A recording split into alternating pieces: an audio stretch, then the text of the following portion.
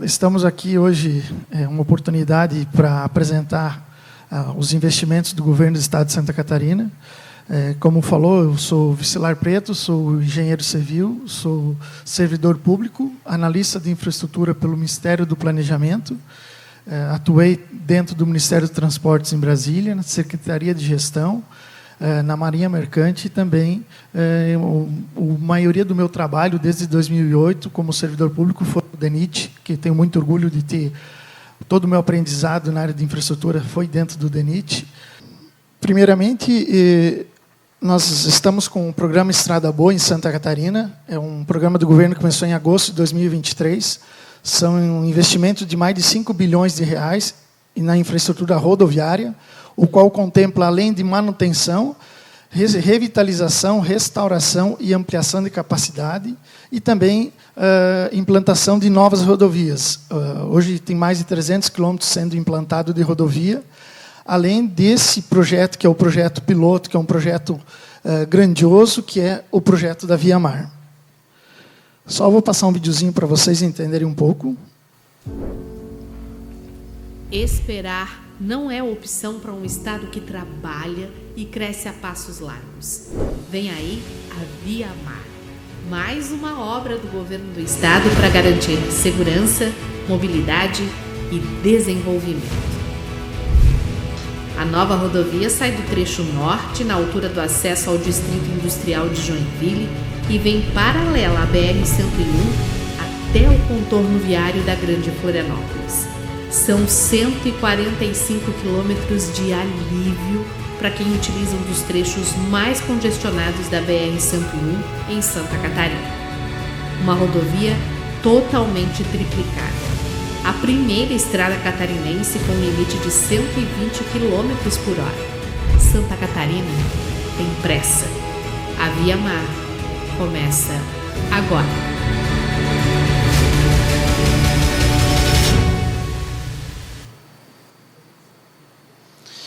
Bom, para quem... Eu vou fazer uma apresentação inicial do que é a Via Mar, a localização dela e como está o andamento hoje dos projetos. A Via Mar, para quem não conhece, ela é uma obra que vai de Joinville, do área industrial de Joinville. Ela foi dividida em 5 lotes. Atualmente, ela está 4 lotes em andamento, em fase final de projetos, que é o lote 1, 2, 3 e 4, que posteriormente nós vamos detalhar cada lote. E a previsão é do lote 5, que será o próximo lote a ser licitado a questão de projetos. Quais foram os desafios, né, da Via Mar, que é o objetivo de fazer essa rodovia, né? Como todos sabem, ela tem um EVTEA pronto, foi dividido em 5 lotes, e o crescimento socioeconômico regional, né, impulsionando a demanda de infraestrutura.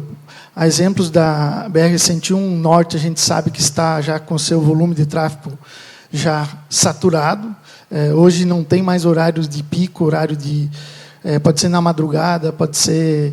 qualquer horário, não tem mais como você planejar uma viagem, mesmo ela sendo de curto, assim como pode ser só de Navegantes até Itajaí, já você pode demorar até 2 horas para fazer. Então, o objetivo da Via Mar foi realmente essa solução, achar uma saída para isso. E dentro do IVTEA, com o aumento da frota também do Estado de Santa Catarina, e sendo uma região que mais cresce no Estado de Santa Catarina, com um PIB de crescimento nos próximos anos maior do que o do Brasil, né? Como Santa Catarina hoje passa dos 6% de crescimento, teve a necessidade de fazer uma rodovia nova. E dentro desse estudo foi contemplado, hoje nós temos a SC 108, que foi feito o estudo de fazer uma duplicação desse trecho. Quando foi feito o estudo, os resultados que deram no estudo foram que a melhor solução seria uma implantação de uma rodovia 100% nova. Dentro dos estudos, dos 145 quilômetros que vai de Joinville até o contorno de Florianópolis, foi contemplado com uma rodovia com um trecho triplicado. Então, nós chegamos à solução final nessa alternativa. E um projeto desse porte, são 145 quilômetros, além de ter a questão de desapropriações, que a gente vai ser feito tudo pelo governo do Estado. Nós temos a complexidade geotécnica. 50% do traçado é em solos moles hoje. As soluções tem conciliação radial profunda, tem geodrenos, viadutos contínuos, estabilização de aterros. Os principais desafios também estão a gestão de cheias, né, com taxa de retorno de 100 anos. Um risco também de implantação, tem muitos arrozeiros ali, risicultores, com risco de efeito barragem, né, em planícies, né, que é um trecho que tem a declividade muito baixa. E a mitigação foi o dimensionamento de bueiros de vazão, de planície e obras especiais de grande vão, para garantir a permeabilidade hídrica de toda a região. Então, esses foram alguns desafios. Uma travessia, exemplo do lote 2, depois será mais detalhado para vocês, foi a adoção da alternativa que desviasse hoje, garantisse a proteção dos superávites dos risicultores, que é um investimento ali que eles têm, gira em torno de 45 milhões de anos, apenas no lote 2.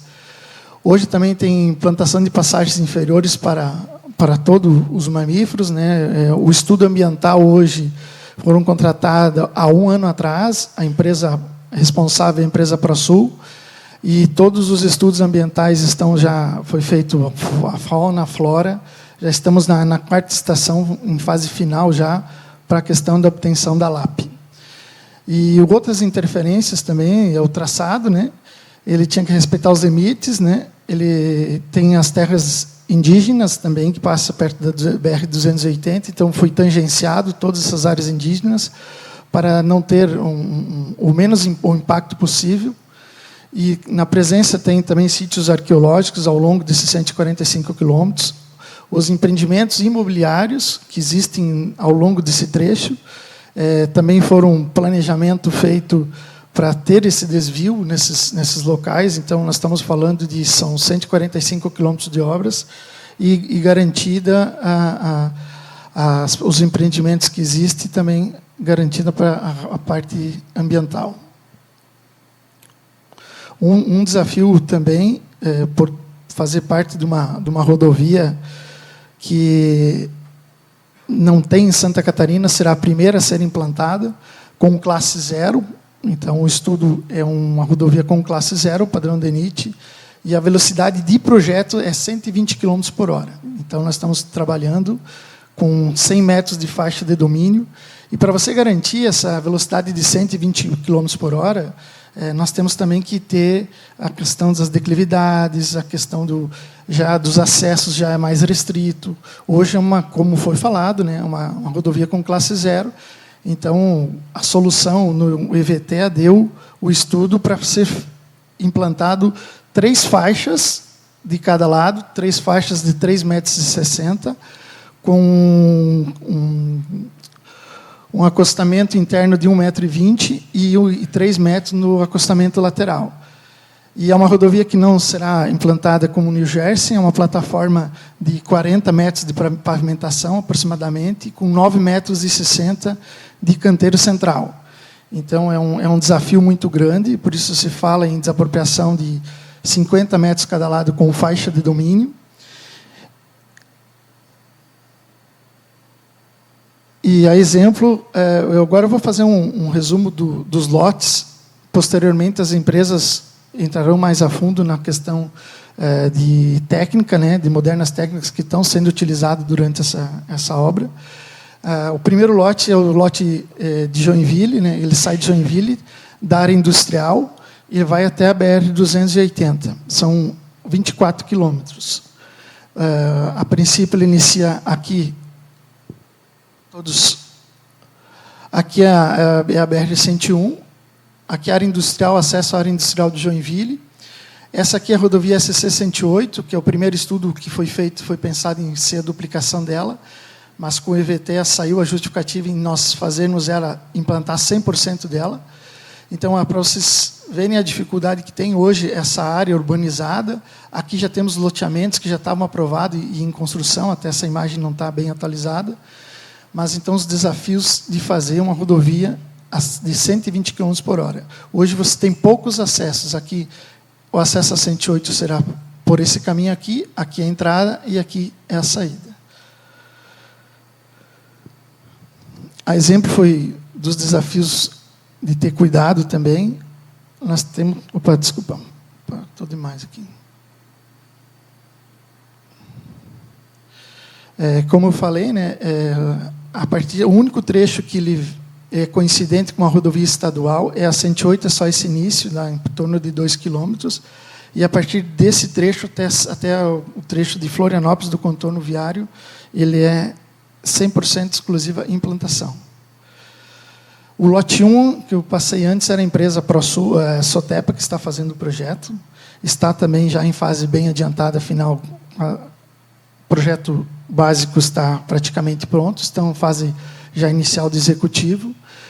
O trecho do lote 2, que vai da BR-280, que é em Guaramirim, até São João do Itaperiú, que é SC 415.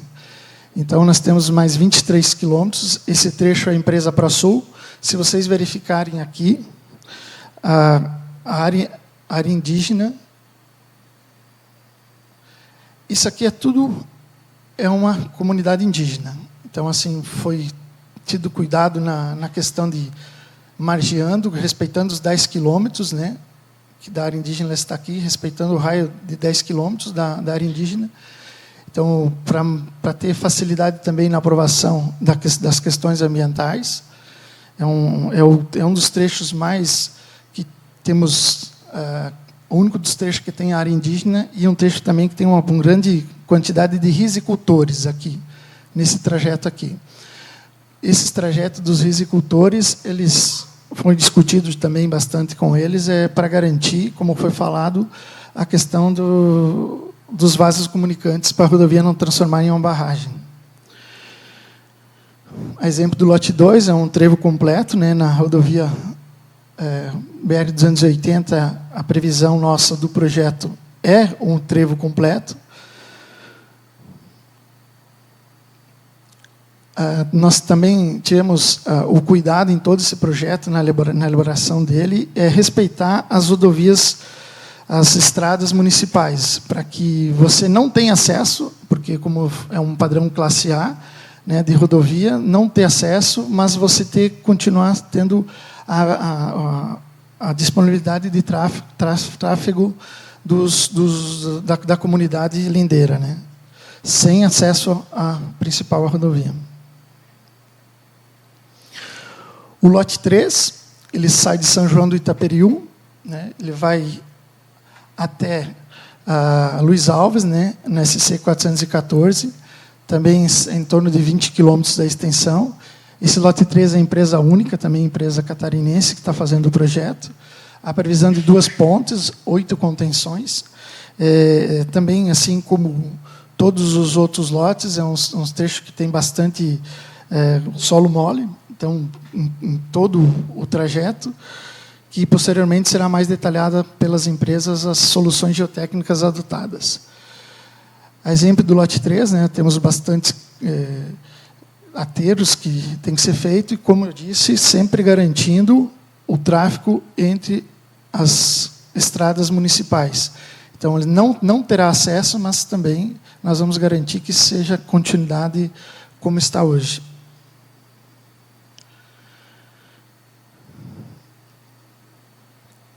O lote 4. O lote 4 são aproximadamente 25 quilômetros. A empresa Sotepa também é responsável pelo projeto. Esse lote 4 é o lote que está mais avançado a questão de projeto, na fase executiva. Nós temos, esse trecho será o primeiro trecho a ser licitado pelo governo do estado de Santa Catarina. E esse trecho, ele contempla, ele sai de Luiz Alves, na SC 414, e vai até Antônio Raia, na SC 486, que é o Antônio Raia, o trecho duplicado. Ele contempla 4 viadutos, 4 pontes, 3 contenções. E é um dos trechos com maior problemas em solo mole. Inclusive, dos 25 quilômetros, foram adotados 6 quilômetros de viadutos, assim como tanto na sua implantação nos trevos de acesso, mas também na solução geotécnica adotada do trecho rodoviário. Exemplo aqui é o trecho inicial, né, que inicia na SC 414 em Luiz Alves. Ele corta a BR 470, respeitando, como eu falei, todas as comunidades lindeiras, né, não tem acesso à rodovia por ser de classe 0, mas ela garante o trânsito dos... Nesse trecho aqui também foi respeitado, tem uns cortes bem expressivos, que depois será apresentado em detalhe. Também, como eu disse, todos respeitando a comunicação do trânsito nas estradas municipais, mesmo com acesso a média a cada 5 quilômetros somente é acesso à rodovia. Aqui a passagem pela BR-470, também a previsão é de execução de um trevo completo. Só para vocês terem uma ideia, a Via Mar ela fica em torno a oeste de 6 quilômetros a 15 quilômetros da BR-101. Então, ela é paralela à BR-101, mas ela fica a uma distância de 6 a 15 quilômetros. Esse trajeto foi adotado justamente porque foi desviados os trechos urbanos e a implantação dela, em sua maioria, é onde tem implantações ou está livre de construção urbana. Aqui, além da BR-470, ela passa pela SC 414, que a SC 414 ela é paralela à BR-470. Às vezes, quando o trânsito está hoje já com trecho duplicado a 470, diminuiu, né, a questão do trânsito na SC 412, mas há uma previsão também de um trevo completo para acesso à rodovia.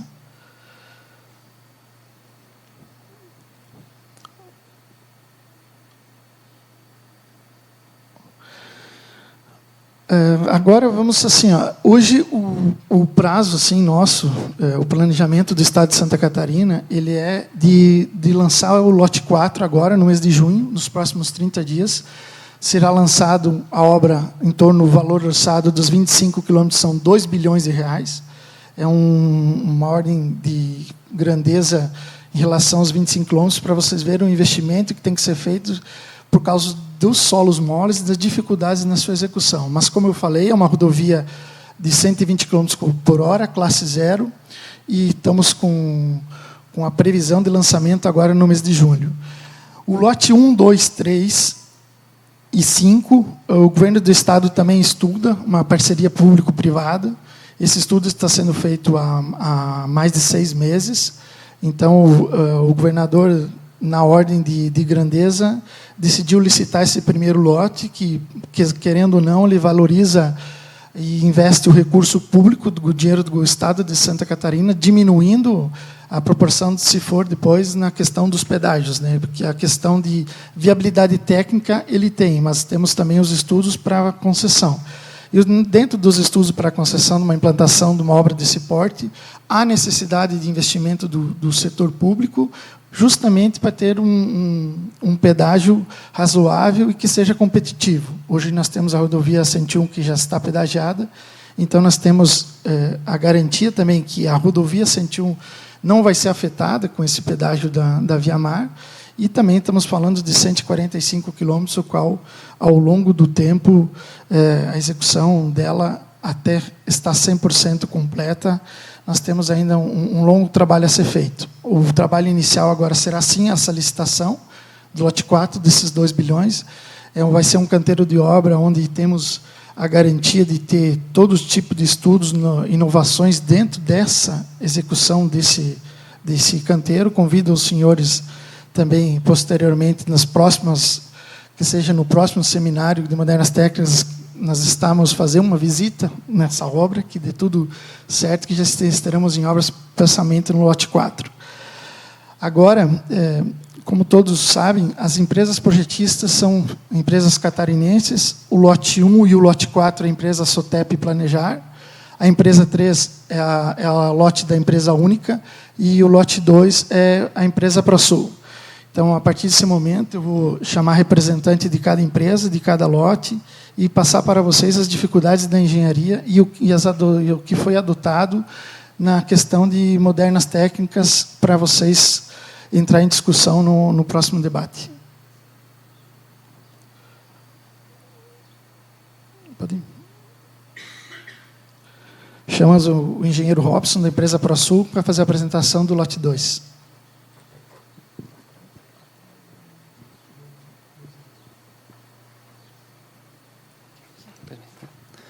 Bem, bom dia a todos. Eu sou Robson Sebastiani, eu trabalho na empresa ProSul, onde estou como coordenador de projetos. Trabalho na empresa desde 98 e é com grande satisfação estar aqui podendo apresentar o que a gente desenvolveu dos estudos da implantação da ViaMar para o lote 2. Tá? Pois bem, algumas informações já foram passadas aqui pelo engenheiro Vicilar, né? Indicando onde é a localização aqui do trecho, que é entre a BR-280 e a C-415, São João do Itaperiú. Tá? Isso aqui é só uma situação do empreendimento como um todo. Então, a gente vê que tem uma via bastante importante, que é a BR-280, com um fluxo de tráfego bastante representativo, chegando até a C-415, né, onde atualmente tem um tráfego relativamente baixo, perto do conjunto do que está se falando. Tá? Bem, aqui, como foi mencionado pelo engenheiro Vicilar, a gente começa a ver alguns tipos de problemas e dificuldades que foram identificadas no desenvolvimento do trabalho, né? Em termos de unidade de conservação, esse é um dos pontos mais críticos, né? Porque aqui onde nós temos em vermelho é a terra indígena, né? Piraí, que foi mencionada. Então, por conta disso, é que acaba, digamos, impedindo de a gente tentar encontrar uma linha reta, porque acabaria atravessando dentro da terra indígena. Então, para poder evitar esse tipo de interferência, que teríamos alguns problemas mais significativos na hora do processo de licenciamento ambiental, se fez o estudo de traçado de forma que não adentrasse dentro dessa unidade de conservação. Infelizmente, se fosse pensar em tentar proteger essa distância, né, 10 quilômetros que tem, a gente estaria com um traçado quase indo no alinhamento da SC 108. Então, optou só por estar um pouquinho mais próximo. Né? Outro problema de interferência, como foi mencionado pelo engenheiro Vicilar, foi a questão da bacia de inundação do Vale do Itapocu. Tá? Essa imagem que vocês estão vendo aqui foi fornecida por meio de um trabalho desenvolvido a pedido dos arrozeiros da região, né? Onde eles demonstram claramente esses diversos pontos aqui, são as cotas de enchente que acontecem atualmente nesse local. Tá? E eles acabam tendo uma série de problemas com relação a isso, porque essa inundação acaba fazendo eles terem perda de produção. E não só a perda de produção, eles não conseguem mais nem mesmo contratar o seguro da sua produção agrícola. Tá? Então, quando tem uma inundação, eles perdem não só a colheita, como não tem como nem mesmo fazer o seguro da sua perda. Tá? Então, isso acontece principalmente porque nós temos uma região extremamente plana, né? O rio bastante sinuoso. Em alguns trechos aqui, o rio Putanga ele foi retificado lá atrás pelo antigo DNOS, tá? Mas, ainda assim, vários outros trechos não tiveram esse tratamento. E existe uma pequena barragem que foi implantada nesse local, e boa parte das águas aqui elas acabam adentrando por esse outro braço aqui do rio Putanga e vem sair nessa região. Tá? Então, apesar da imagem não demonstrar, mas, na verdade, a bacia de inundação ela vem pegando aqui o rio até mais ou menos essa posição. Tá? Então, por conta disso, tá? Como foi mencionado, a gente está alterando o projeto aqui na região da bacia de inundação, né? Então, a gente acabou indo até depois do entroncamento do rio Putanga. Tá? Ele acaba chegando bem próximo desse local, ou seja, a ideia é que todo esse traçado ele esteja fora dessa bacia de inundação, para evitar qualquer tipo de problema futuro, né, que ela poderia gerar de represamento. Por mais que você possa fazer todos os cálculos de dimensionamentos, ainda existe um certo receio de que ela possa vir a reter um pouco essa água e elevar qualquer 5 centímetros para eles uma extensão bastante grandiosa em termos de área produtiva. Bem, com relação a uma questão geotécnica, tá? Esse é um ponto bastante sensível, como foi mencionado. Mais da metade, aproximadamente, do trecho ele apresenta concentração locais com solos moles. Tá? logicamente que está sendo desenvolvido principalmente no local da variante, mais alguns ensaios, mas o que nós tínhamos já desenvolvido, a gente consegue detectar que praticamente dos 21 quilômetros, mais de 10 quilômetros da extensão do trecho, tem ocorrências de solos moles. Uma situação muito importante para poder ser destacada ainda é a variação. Tá? Por mais que esteja aqui colocados os resumos de espessuras de solos moles, eles são muito variáveis. A gente pode pegar esse trecho que tem até 7,5 metros, mas dentro desses 5 quilômetros a gente tem locais com 2 metros, 3 metros, 5 metros e assim sucessivamente. E cada sondagem, não existe uma linearidade. Tá? É muito difícil você montar um perfil geológico geotécnico onde você vai conseguir observar um comportamento retilíneo. Ela é completamente variável. E disso aqui remete que, por mais que vá se fazer soluções de remoção total, remoção parcial, soluções de adensamento, de que a gente vá ter uma obra que depois não vá ter algum problema de recalque lento. Tá?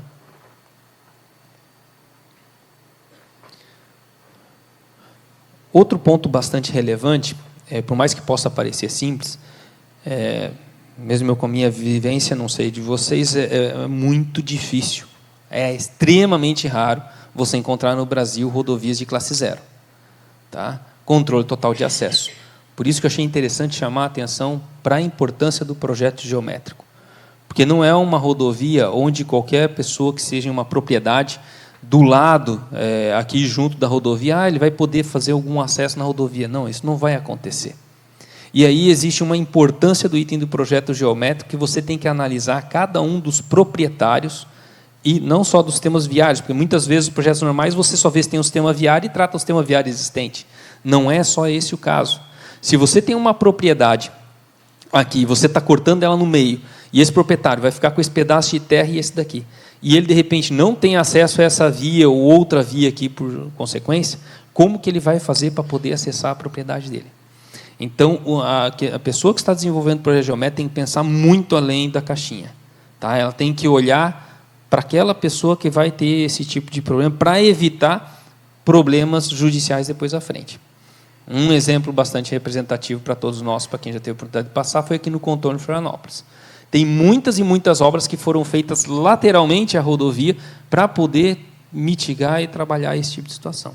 Tá? Então, para poder desenvolver esse tipo de trabalho aqui, nós fizemos uma grande análise, não só, como eu disse, do sistema viário existente, como também das propriedades, como elas se comportam, como elas foram separadas e como eles vão poder ter o seu acesso. Tá?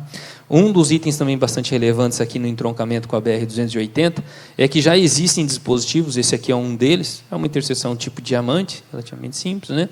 Tem um outro mais à frente aqui, onde já existiam as suas alças. Tá? Então, para poder resolver esse tipo de conflito que se existe, inclusive de ocupação urbana, que é muito intenso, como foi mencionado pelo engenheiro Vicilar, a taxa de crescimento do Estado de Santa Catarina ela supera a média do nível brasileiro, de forma geral, então se precisa se pensar bem à frente. Tá? Então, nesse caso aqui, é o que a gente chama de trevo completo, também com controle de acesso, ou seja, todos os seus movimentos de entrelaçamento na BR-280, eles acontecem em uma via paralela à BR-280.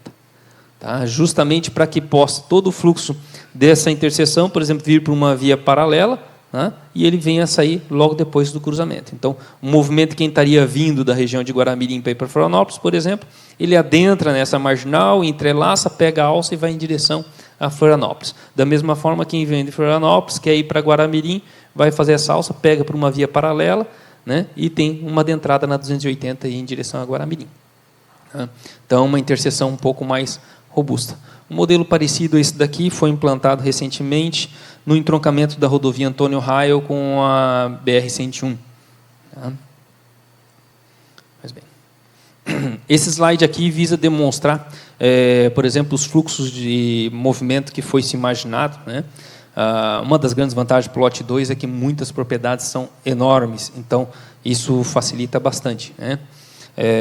Essa região aqui, que é da terra indígena, vegetação mais escura, mas, por exemplo, isso daqui são terras da empresa VEG. Tá? Não sabe, é uma grande empresa aqui de Santa Catarina, uma multinacional bilionária. Tá? Essa região aqui, por exemplo, é um depósito de material de fundição da VEG. Tá? Então, existem alguns acessos, algumas comunicações entre essas propriedades, onde tentei salientar, né? E se buscou sempre analisar se, por acaso, existiriam outras opções de acesso a elas, né, que pudessem ser feitas de um lado ou de outro. Por exemplo, essa pessoa aqui, por exemplo, se utilizava de um acesso para poder chegar por aqui, e aí, de repente, se analisou se existiria outra possibilidade de chegar pelo outro lado. Então, esse tipo de análise ela acabou tendo que ser feita com bastante cautela, utilizando, como eu disse, ainda informações de propriedades. Tá? Com base no que se refere à terraplenagem, também é outro aspecto bastante importante. Como foi mencionado, a largura da plataforma é muito robusta. Tá? E ainda estamos numa região plana, extremamente plana. Tá? Tirando as pequenas elevações que a gente tentou aproveitar para poder evitar os solos moles, né? As regiões planas elas são inundáveis. Então, a gente tem a necessidade de ficar com um grade alto.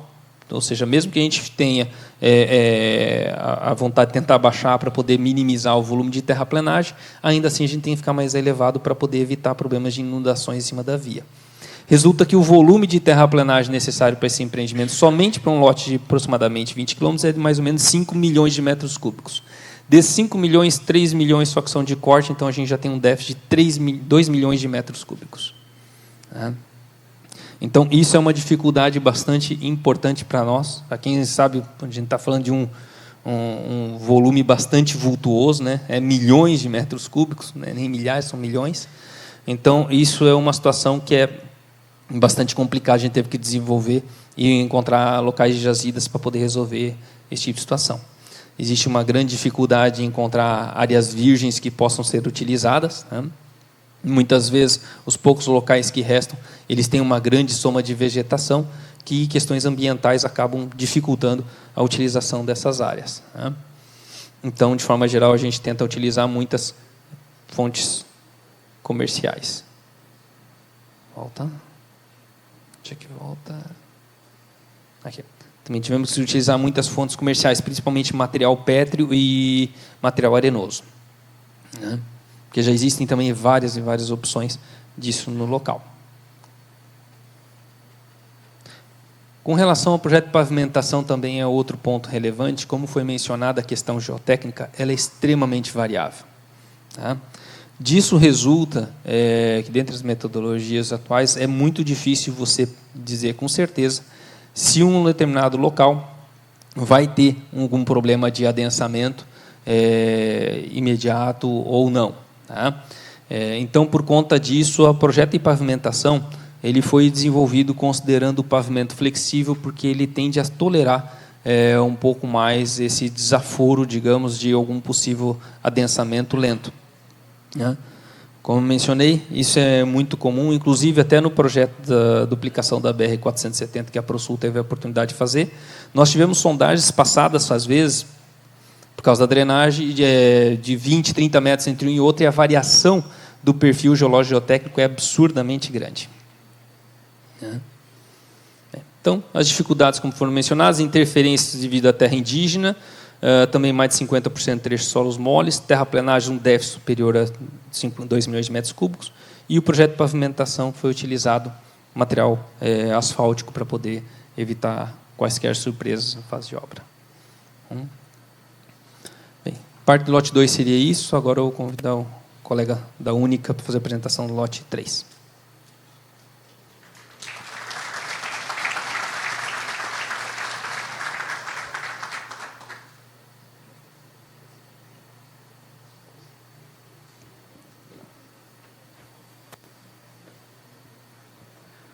Bom dia a todos.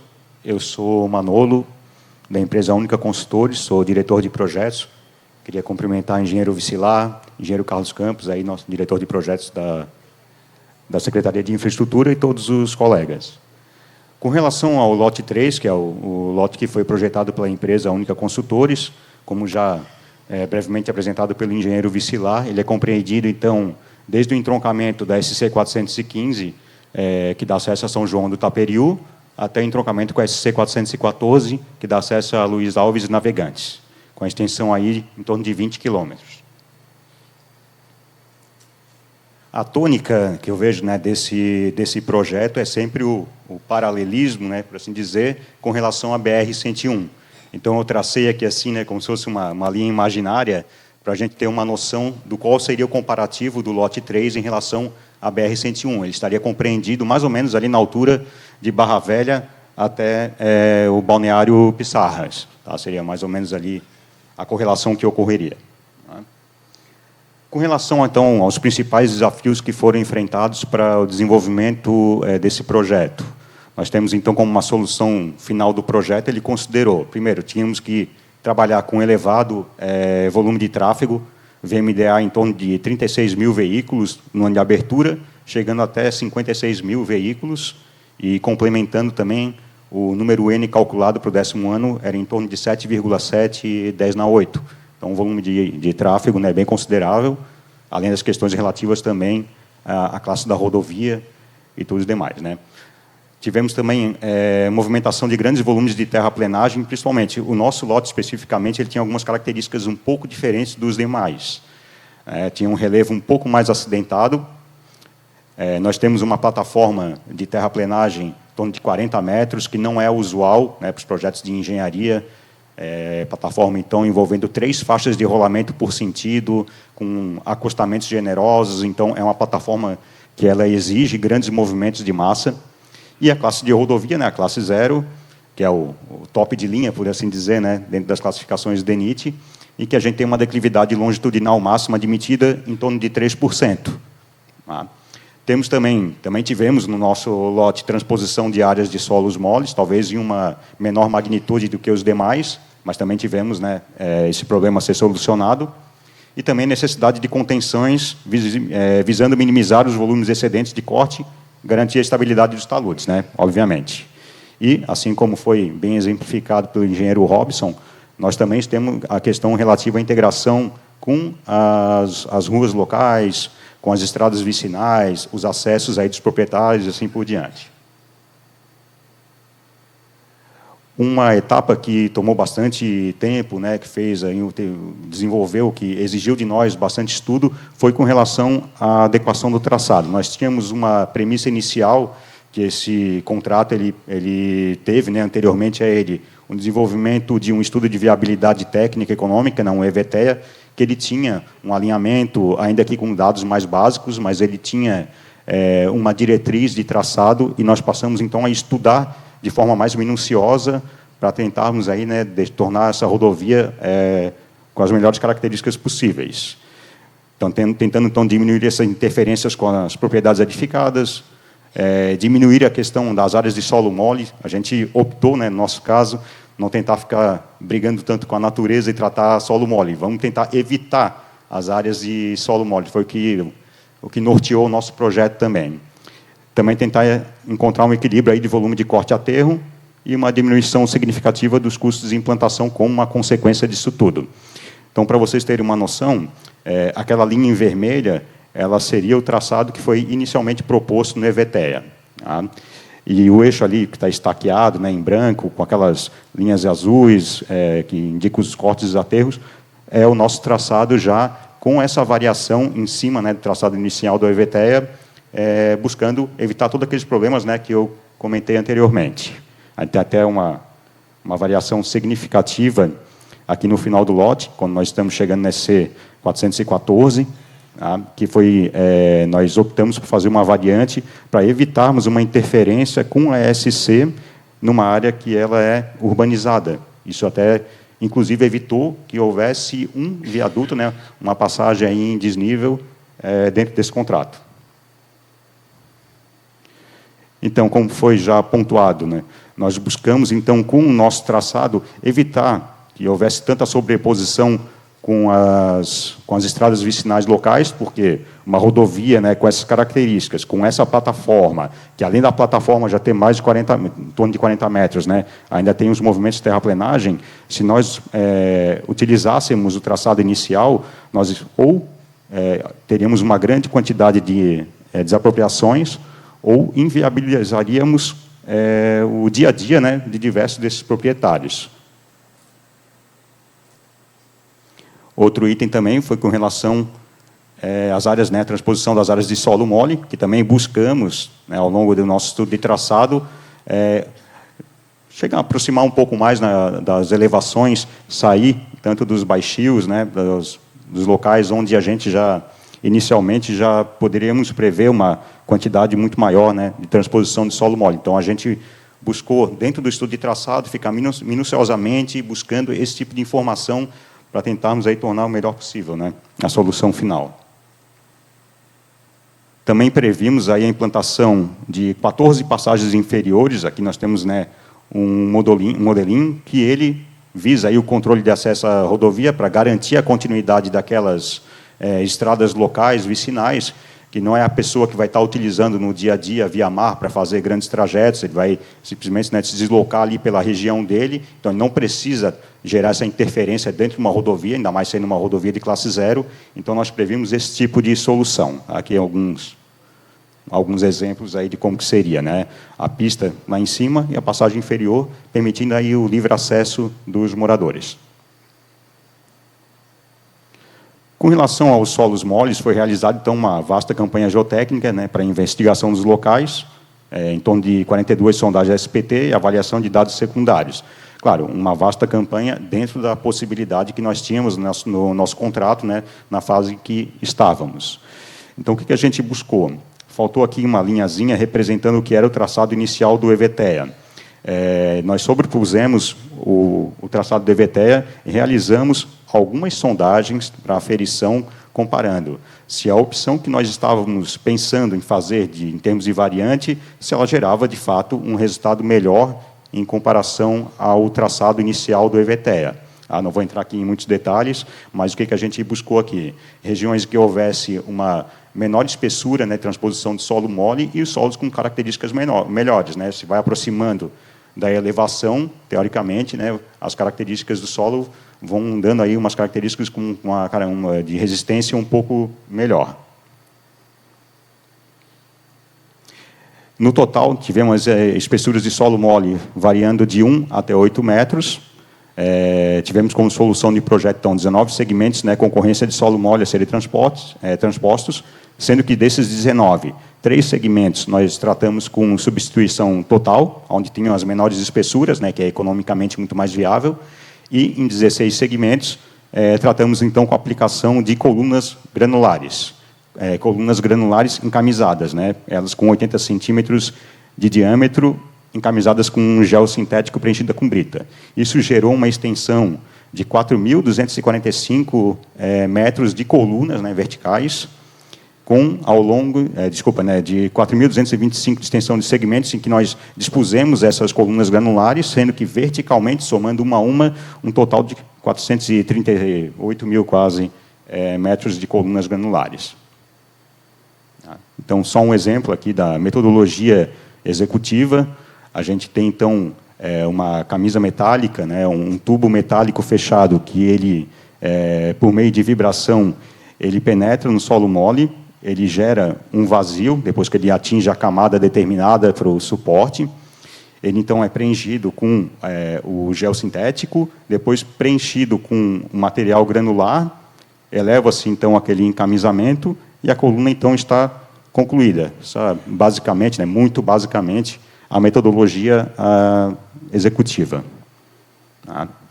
Um importante item também, que além das colunas granulares, elas trabalham associadas aqui com as geogrelhas, para nós evitarmos isso que a gente percebe aqui na figura, que seria, os recalques, né, seria uma deformação excessiva entre as colunas. Então, com o tratamento de geogrelha, a gente coíbe significativamente esse fenômeno.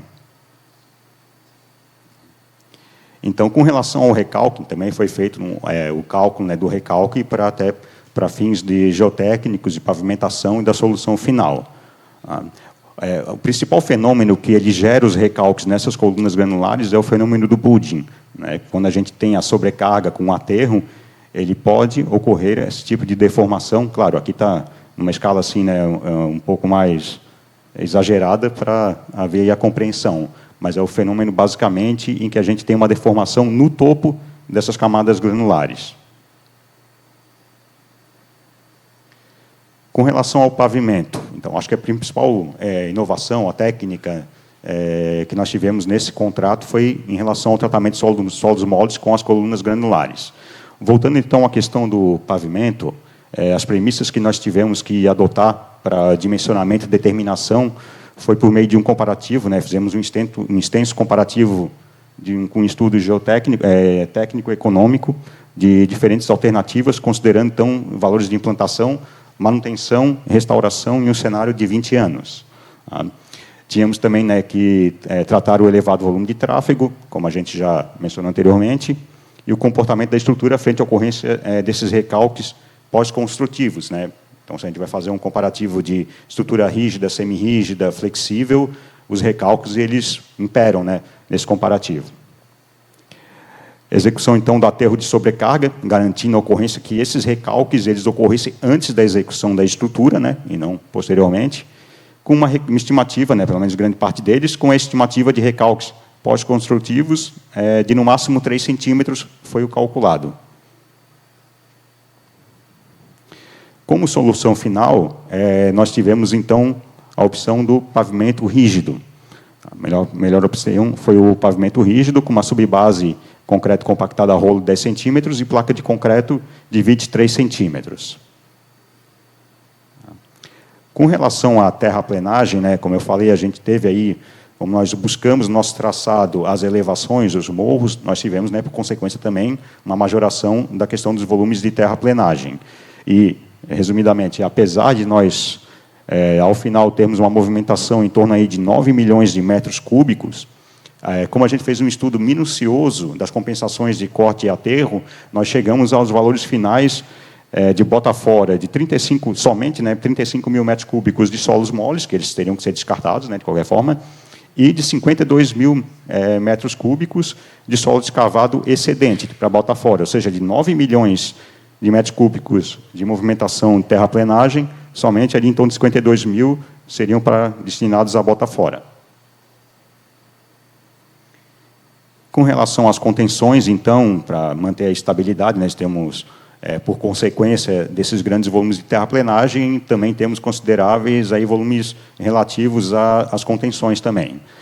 Então, em relação a essa necessidade de contenção, visando minimizar os volumes excedentes, então, utilizamos ali como solução o solo grampeado, retaludamento com solo grampeado, uma área total de contenção de 239 mil metros quadrados, e visando, então, minimizar o impacto ambiental. A gente sabe que o solo grampeado, com aquelas características, como o solo grampeado verde, ele fica com uma característica muito mais interessante, né, para quem está ali utilizando da rodovia. E tudo, obviamente, né, mediante a aplicação de estudos de estabilidade, para a gente garantir aí as questões de estabilidade. Então, só para finalizar, nós temos as duas interseções. O nosso lote ele tem uma interseção no início, SC 414, e ao fim, SC 415, que foram interseções em desnível, tá, com a pista dupla, e também com a Rua Celeste Maioc, tivemos também essa interseção projetada. Bom, com isso eu fecho a apresentação. Chamo, então, o próximo colega, Guilherme Valmir, para poder continuar a apresentação.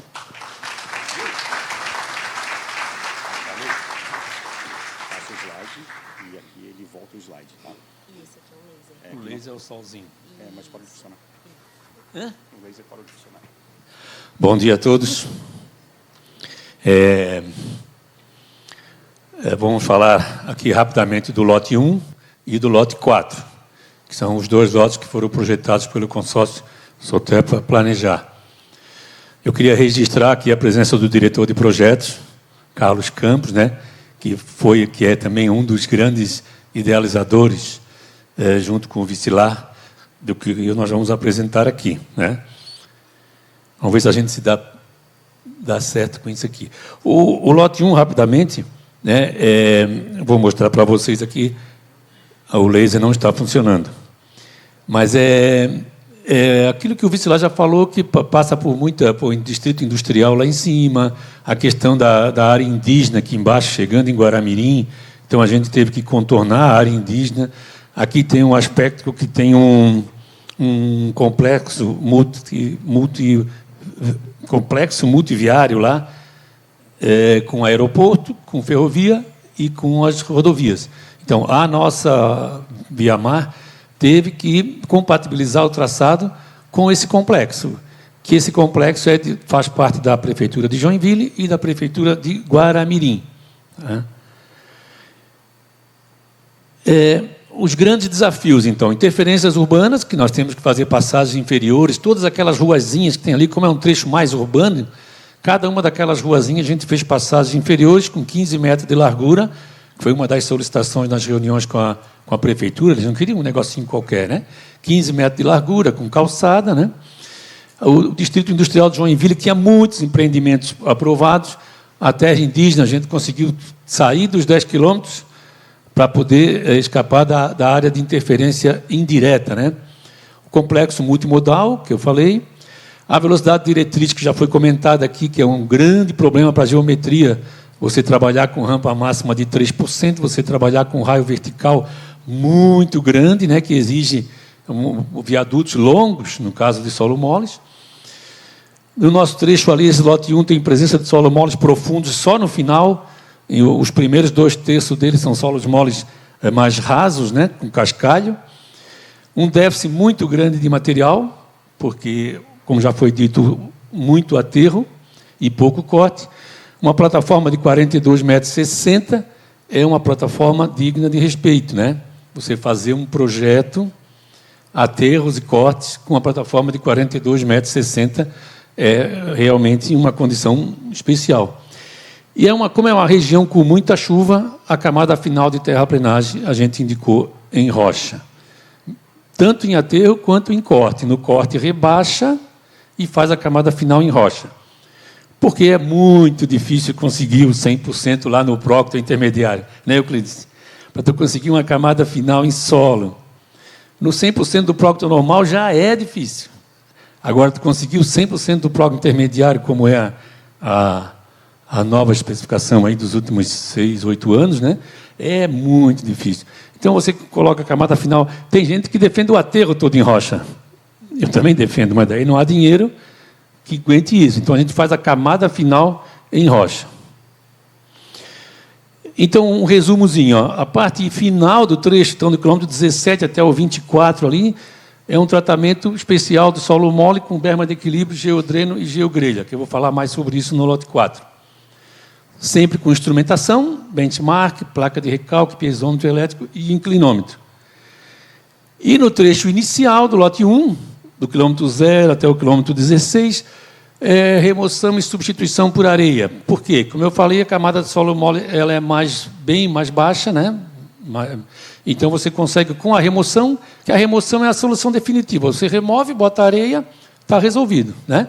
Então, um grande segmento aí de 9 quilômetros com remoção e substituição do solo mole. Aí você resolve definitivamente. Então, nós temos 6 quilômetros com bermas e geogrelha e geodreno e sobrecarga, e 10 quilômetros com remoção de solo mole. Então, dos 25 quilômetros, nós temos 15 quilômetros com tratamento de solo mole. Temos que fazer mais rápido, porque o tempo está correndo.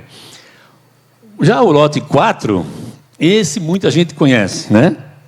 BR-470, viadutos de 380 metros, ponte com 250 metros, um riozinho com 20 metros, a ponte tem 250 metros. Né? O viaduto de acesso à ilhota, 387 metros. Não é a ponte, é o viaduto lá na BR-470. Né? Ninguém faz um viaduto desse tamanho porque quer gastar dinheiro. Né? É porque tem um solo mole profundo que a gente vai conversar. Então, os desafios aqui, também, aqui já é mais rural, mas também nós temos que nos preocupar com as comunidades rurais do entorno, como o Robson falou, como o Cuido falou. A velocidade diretriz de 120 também é um grande desafio, que eu já falei do lote 1. As áreas alagáveis ali, então nós temos o rio Itajaí-Açu e temos o rio Itajaí-Mirim. Né?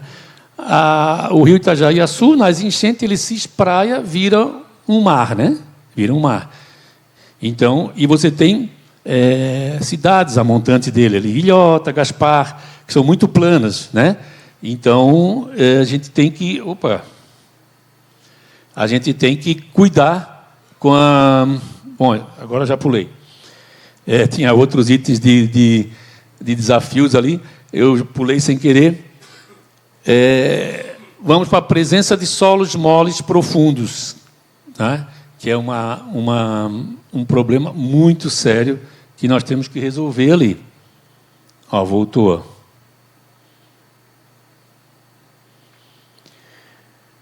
Como que a gente resolveu rapidamente? Aonde possível, a gente deslocou o eixo para próximo dos morros. Tem vários segmentos, a gente deslocou para próximos dos morros, e aí a gente tem uma espessura de solo mole menor. Tá? Viadutos de grandes comprimentos. Então, em alguns casos, tanto para resolver a questão das áreas alagáveis, né, como também a questão do solo mole, a gente fez viadutos que chegam a 4 quilômetros. Tem um viaduto de 4 quilômetros. Né? Berma, geodreno e geogrelha, solução tradicional, sobrecarga. Consolidação profunda de solos moles, que é outra técnica que evita fazer viadutos longos, você consolida o solo mole. Todos eles com instrumentação. E aonde o solo mole tem uma espessura menor, próximo desses morros, a gente fez, então, a substituição do solo mole por areia. A pavimentação, apesar da gente ser fã do pavimento rígido, né, mas o pavimento rígido não se aplica nessa questão desses solos moles com essa possibilidade de adensamento e de recalque. Né? Imagina uma 470, se fosse pavimento rígido, já tinha que ser refeito quantas vezes? Né? Não por questão estrutural do pavimento, mas por causa de recalque diferencial e por causa de adensamento, que ele vai trincar. Então, nós tivemos que optar por pavimento flexível, né? E utilizamos, então, a camada de asfalto borracha como um gap grate, como a camada de rolamento. Então, tem a camada final em rocha com 60 centímetros, uma base de 20 centímetros, brita graduada, 11 centímetros CBUQ faixa B e 5 centímetros de asfalto borracha como capa de rolamento. Né? Então, esse é o pavimento que a gente indicou para o lote 4.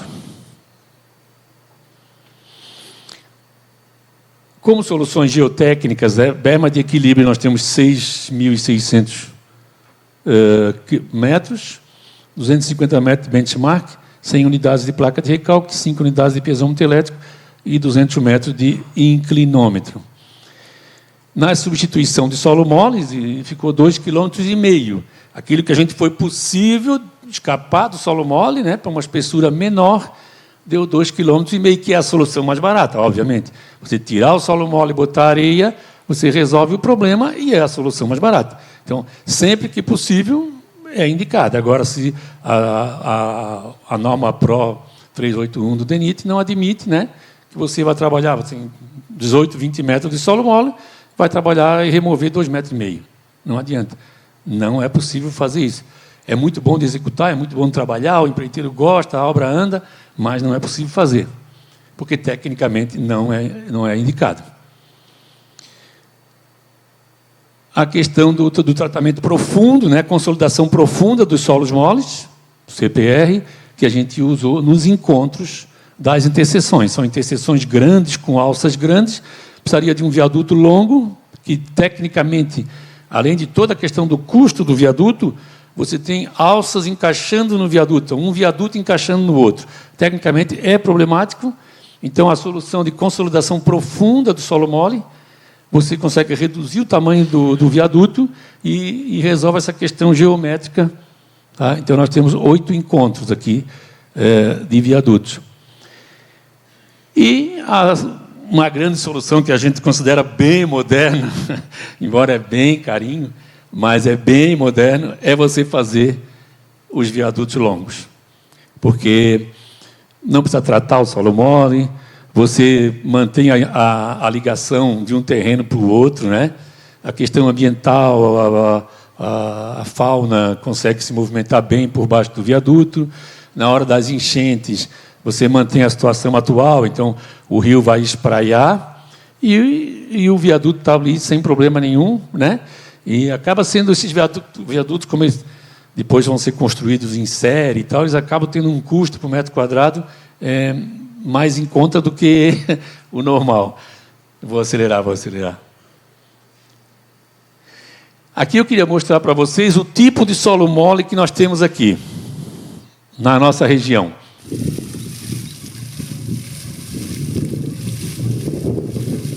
Alguém está entendendo o que é isso aí?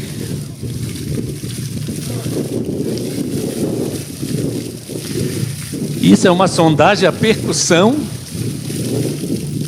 Você imagina a água lá no fundo, a pressão que essa água está lá no fundo. Você faz uma sondagem, essa água jorra. Tá? O nosso solo mole aqui tem 400% de umidade. Alguém entende o que é isso? 4 vezes mais água do que solo, entendeu? Nós temos aí... E com essa pressão, então você faz um aterro, você bota uma carga em cima desse solo, o que vai acontecer? Essa água vai comprimir, vai querer sair, obviamente. Obrigado. Vai querer sair, obviamente, né? E aí vem a questão que eu falei ontem, de 1997, 98, BR-101 Norte, quando surgiu geodreno e geogrelha. Você tem que facilitar a saída d'água. A única fez colunas de areia, né?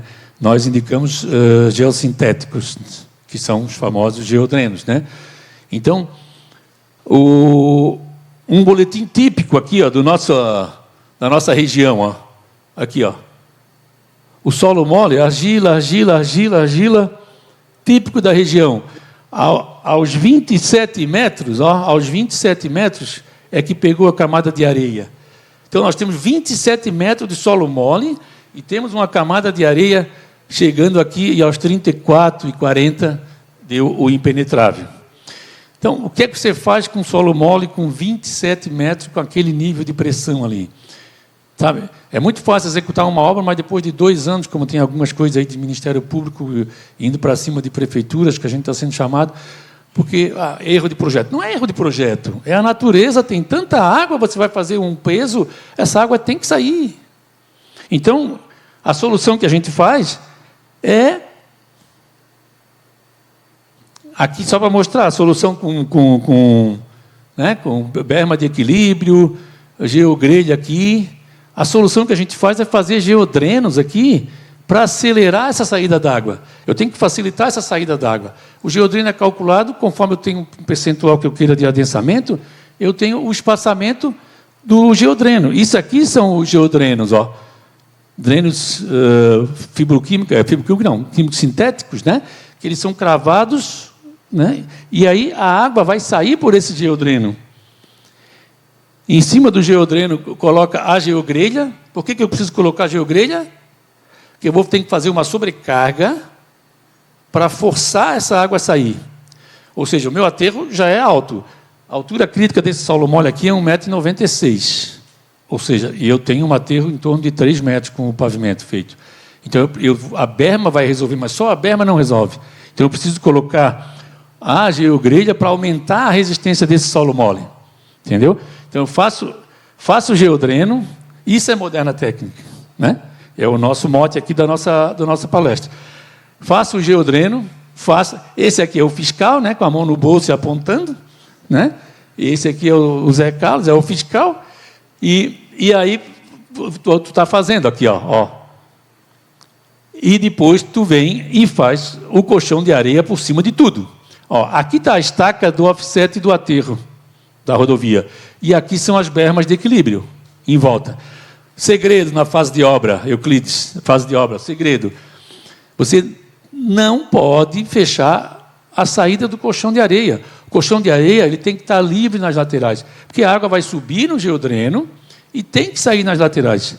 Se na hora que eu vou fazer o aterro da berma eu fecho a saída do colchão, né, o encarregado geral não sabe disso, vai lá e fecha a saída do colchão. Aí tu fica com 2 anos de sobrecarga e não acontece nada, porque a água não sai. A água sobe lá de baixo e vai continuar ali. Então, o engenheiro tem que explicar para o encarregado, olha, não pode fechar isso aqui. Desculpa aí para o atraso, já estourei meu tempo, mas isso aqui é uma outra solução, ó, que eu falei aqui. Ó. Isso aqui são as consolidações profundas de solo mole, Eu faço a consolidação profunda do solo mole e, em cima dele, eu faço o muro e o aterro. Com isso, eu evito de fazer aqueles viadutos muito longos nas interseções, porque eu estou consolidando o solo mole. Como que eu faço a consolidação? É isso aqui, ó. Faz os geodrenos, tá? Depois injeta cimento, tá? Faz um furo, então eu vou lá no 27, no 20, 15 metros, 18 metros, e começo a subir e fico criando bulbos com nata de cimento ali. Tá? Então eu crio bulbos aqui, ó, e eu vou consolidando esse solo mole. Por que eu tenho que ter o geodreno? Porque todo esse trabalho é feito e a água tem que sair. Eu injeto o cimento e a água tem que sair. Vai ficar uma lama, né? Vocês imaginam como é que vai ficar esse pátio de trabalho. Mas essa saída da água é importantíssima, porque eu estou acelerando o adensamento. O adensamento acontece pela fuga da água. A cabeceira da ponte aqui, pelo menos a cada 1 ano e pouco, eles fecham num sábado para poder colocar asfalto. E nós estamos desde 1974 com a ponte feita. 52 anos. Quem calculou ali... Isso aqui, ó, é a instrumentação, eu estou acabando já. Instrumentação, benchmark, referências profundas que tem que ser cravada lá no firme. Tá? Placa de recalque. Vocês estão vendo aqui, ó, é uma plaquinha metálica bem simples, uma haste. À medida que o aterro vai subindo, eu boto mais uma hastezinha, eu vou subindo, então eu consigo saber o quanto que esse solo está adensando aqui.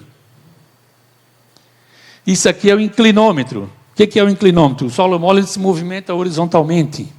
Então, eu faço o inclinômetro, eu consigo saber a movimentação dele, não só vertical, mas também horizontal. E aí a gente tem um equipamento que se chama torpedo, né? Torpedo.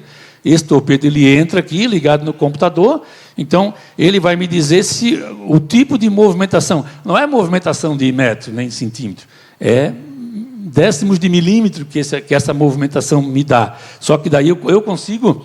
Para que faz o instrumento? Só para fechar, esse aí é o último slide. Eu instrumento o aterro, porque eu faço 1 metro de aterro, só vou poder fazer o próximo 1 metro de aterro quando a instrumentação me liberar. Então tem que ter um engenheiro que vai fazer a leitura e vai dizer assim, não há mais movimentação horizontal, movimentação vertical está dentro do esperado, então pode fazer mais 1 metro de aterro. Aí libera. Então a construtora faz aquele 1 metro e vai trabalhar em outro serviço. E deixa ali. Mais um tempo, vem, faz a leitura. A gente faz a leitura todo mês, e aí tem que ter o profissional que vai dizer, pode fazer mais 1 metro. Faz. E às vezes leva 5 meses, 4 meses, para poder liberar mais 1 metro do aterro. Só que daí você tem certeza que você está construindo uma obra segura. Né? E para terminar, solo mole são 2 problemas, sempre 2 problemas. Você tem um meme aí que diz isso, né? 2 problemas. Mas solo mole é estabilidade, ou seja, ruptura, e adensamento. Você pode resolver a ruptura, o solo não rompeu, mas vai dar um adensamento que o Ministério Público vai ficar na nossa cola o resto da vida, porque vai dizer que é um erro de projeto, ou é um erro de execução. Então, não rompeu. Se romper, aí nós estamos ferrados, porque se romper o solo mole, a resistência dele cai 10 vezes, tá? Cai 10 vezes se ele se romper. Não deixou romper, mas se ele adensar, vai ter o Ministério Público na cola. Muito obrigado, era o que eu queria colocar.